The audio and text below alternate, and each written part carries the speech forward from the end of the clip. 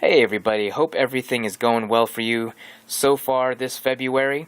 I just wanted to give you a quick update in that I am going on vacation at the end of this week and will be gone for 1 week. So if I do not respond to you, or if you don't see an update from me within a couple weeks, that is why. So I get back into the swing of things when I get back. But just wanted to shoot out this quick video of my Doomsayer.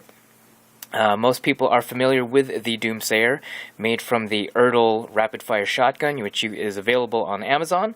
If you are able to make one, I would recommend it. Difficult blaster, medium to difficult blaster, depending on your level and how comfortable you are with mods, but nonetheless a fun blaster. Bit tricky.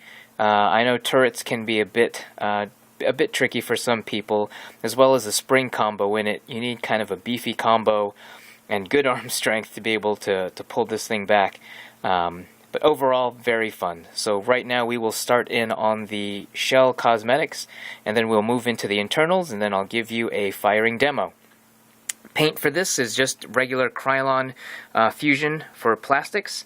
A blue, which is obviously on this side of the blaster. Primed underneath was white, so that I could get this nice rich blue tone on here, rather than putting the blue straight onto the black color. The red is obviously just the red as well. These symbols were both cut out of styrene, the same stuff that I use to do my gap covering in night finders and other blasters. And just was able to find the symbols online, very easy to find, and just printed them out. Pasted them on, cut them out of the styrene, and then bent them a little bit with a heat gun so that they would adhere to the shell a little bit more. Just a little bit better without having to push it down myself, and especially with this Batman symbol, I was worried that it would stick up a little bit. It's not bent exactly to the curve, but enough that the symbols and all the pointy bits aren't sticking straight out, and hoping that I would get it snagged on something. But overall it has held up fairly well. Little dings and dents here and there. As you can see, this little bit here just kind of snapped off a bit, but overall, can't complain. The barrels themselves are 8-inch CPVC barrels. Overall, this thing fires really well. I just finished doing some quick maintenance on this thing up just a couple days ago, actually. So it's still firing really well. As also, the rear loading slots, there are 3 on each side. Usually there are just actual 3 slots cut into the shell. At the time, all I had when I made this was a hand drill. Wasn't able to get those lined up exactly, so I just went ahead and cut out a slot in them, which actually I prefer. I kind of like that a lot better, and just kind of opens it up, makes it a little bit easier for me. Alright, so that is the extent of the shell modifications. If you want to see more about how this was kind of done in a step-by-step, I will have a link to the write-up below. So let us move on into the internals. Okay, so here are the internals, a little messy, but we'll go over them really briefly. The plunger tube for a seal has a thick piece of craft foam, which actually seals really well. The one thing I did find out about this is that I did have to apply a grease to this, in that it was like a rubber washer that I had on this before. The seal was really good, but trying to move the rotation on the turret was actually being hindered by this being a really good and snug fit. So I did add grease to this, and it seems to be working really well with the rotation. Right now, the 3-spring combo I have in here, I believe, is a long shot.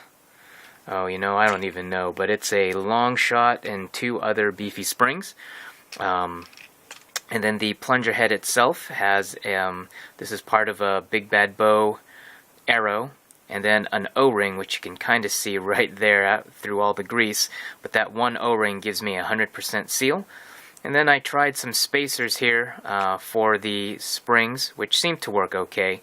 I don't know that they're going to really help very much, but overall, pretty good spring combo. Usually gets me over 100 feet. I haven't really tried this out in a while, just due to the winter and just not going outside for a while. So I'll be range testing this again once it gets a little bit more warm, and trying to get it back up to the 100-foot ranges it's normally performing at. Other than that, the other modification is the spring here for the trigger, and that's just able to make this a little bit more stiff, and then I've secured with a bunch of hot glue there, and then just some sound dampening. I really should just get some weight in this, really, just because it's so front heavy with all the CPVC. But that is that.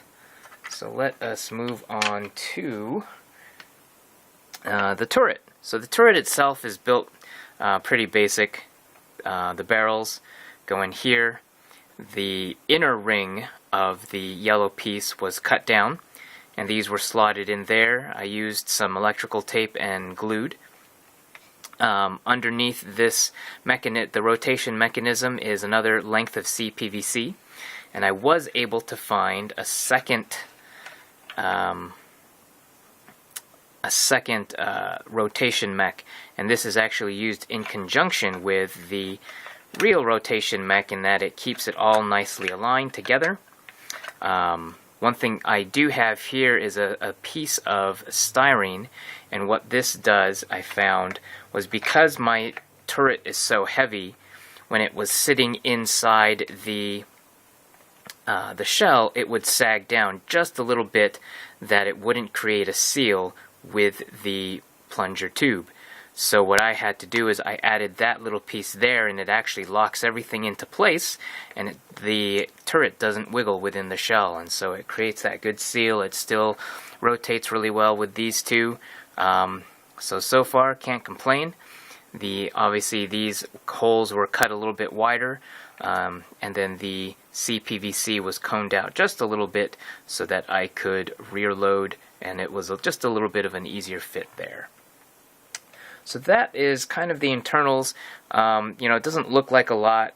A lot of this build is just kind of patience. The most difficult part out of this whole process, I would say, would be the getting the stock plunger head off this. I think I have a stock one here. Yes, I do. So let me bring this out. So this is what the stock plunger looks like.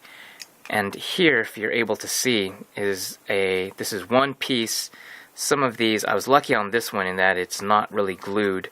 But just removing it can be a pain. So, a lot of the times you would have to dip it in hot water and try to peel it off. Some people just redo the entire head, so they just cut this whole thing straight off. It's really, whichever way you want to go, you can do it that way. I know I know a bunch of other people have just redone the plunger head with their own. Some like to keep this on. I don't know. We'll see. I'm in the process of having this. I hope to try to find a better spring combo that's a little bit easier to prime, but hopefully still gets the same great ranges. So I'm kind of trying to figure out how to best redo this plunger head, which I'll probably just redo the whole thing so I can remove it and also experiment with more spring combos. But that is for another time. And so I will put this all back together again and have a quick firing test. Alright guys, hold on. Alright, so the Doomsayer has been loaded and ready to go. So let's get to firing.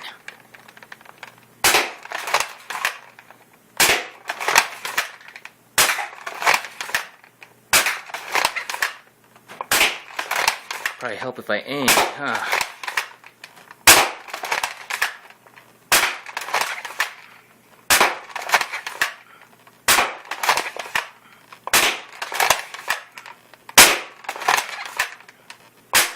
Whoop. One too many. Alright guys, there you go. So that was the firing test. As you can see, the rotation worked really well, and when I was actually aiming, I was fairly accurate. So most times, hopefully I'm aiming, and usually I can hit what I'm aiming at. But that was the firing test, and that is pretty much all there is to say on this Doomsayer project. If you have questions, please leave them in the comments below. Yeah. And that's pretty much it. If you guys like the channel, please subscribe. Please like this video. Keep giving me feedback and letting me know what you guys want to see. And again, I will be gone at the end of this week, so you probably won't see a video from me in a couple of weeks. But I hope to have something then for you as well. I have been working a bit on my long shot. I've gotten some more epoxy putty down, and I will be hopefully getting that squared away very soon for you guys to take a look at. I've been getting all the paint ready for it too, so I'm getting pretty excited about that. Alright guys, that'll do it for this video. Hope you enjoy, and see you later.